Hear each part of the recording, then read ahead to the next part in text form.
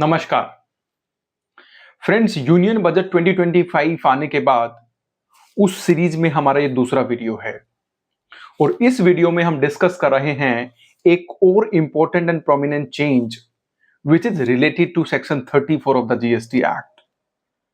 Important change क्या है? Section 34 talks about issuance of credit notes and debit notes और इसमें से issuance of credit note by the supplier of goods or services is very important because जो supplier हैं वो credit note issue करके अपनी लाइबिलिटी को रिड्यूस करते हैं। मतलब अगर मैंने कोई सप्लाई ऑफ गुड्स किया ओरिजिनली 1000 रुपीज प्लस 18% जीएसटी, लेकिन आफ्टर 2 मंथ्स और 6 मंथ्स मुझे पता लगता है कि जो मेरी सप्लाई थी 1000 प्लस जीएसटी की वो 900 प्लस जीएसटी होनी चाहिए थी। 100 रुपीज मैंने अपने कस्टमर से एक्स्ट्रा चार्ज किया है और उसके ऊपर गवर्नमेंट को भी एक्स्ट्रा टैक्स दिया है। Now the important question that arises for our attention is कि जब सप्लायर ऑफ गुड्स और सर्विसेज उस 100 रुपीज का क्रेडिट नोट पास ऑन करता है टू हिज बायर्स क्योंकि उसने एक्स्ट्रा 100 लिया, तो what will happen to the tax amount that has been paid on that extra 100 rupees, that is 18 rupees? अभी तक सेक्शन 34 सबसेक्शन 2 का जो प्रोवाइजो था वो एक कंडीशन इंपोज करता था सप्लायर के ऊपर कि सप्लायर कब रिड्यूस नहीं कर सकता है क्रेडिट नोट के ऊपर जीएसटी। मैं आपके लिए पढ़ता हूं, पहले ओल्ड प्रोवाइजो पढ़ता हूं, फिर उसके बाद we will shift to the new provisions which are proposed in the Finance Bill 2025. So, Section 34, the proviso to Section 34 subsection 2 says, provided that no reduction in output tax liability of the supplier shall be permitted. Reduction in output tax liability of the supplier shall be permitted. It shall not be permitted in these cases. In this situation, if the incidence of tax and interest on such supply has been passed on to any other person, means the supplier of goods or services cannot reduce his output tax if he has passed on the incidence of that tax and interest to any other person. So this was a very litigative point and there was a lot of litigation on this. GST officers were saying that you have to ensure beyond reasonable doubts that you have not passed on the benefit of this reduction to your buyers. If you have passed on the incidence, then we won't allow you to reduce your output tax liability.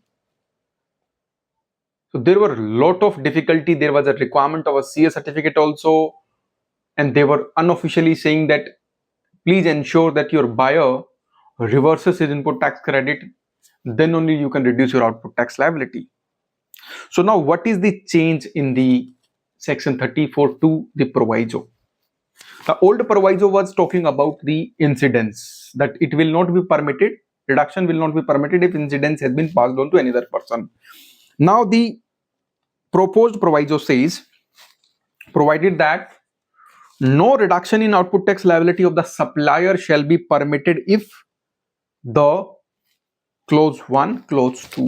Clause 1 says, no reduction shall be permitted if the input tax credit as is attributable to such a credit note, if availed, has been reversed by the recipient where such recipient is a registered person.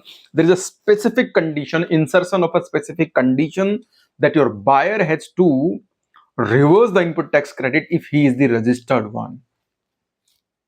You have to ensure, you have to make sure that the person to whom you have given services or supplied goods, and there is a condition or there is a trigger for issuance of a credit note, then you have to ensure that the input tax credit as is attributable to that credit note is reversed by the recipient if the recipient is a registered person.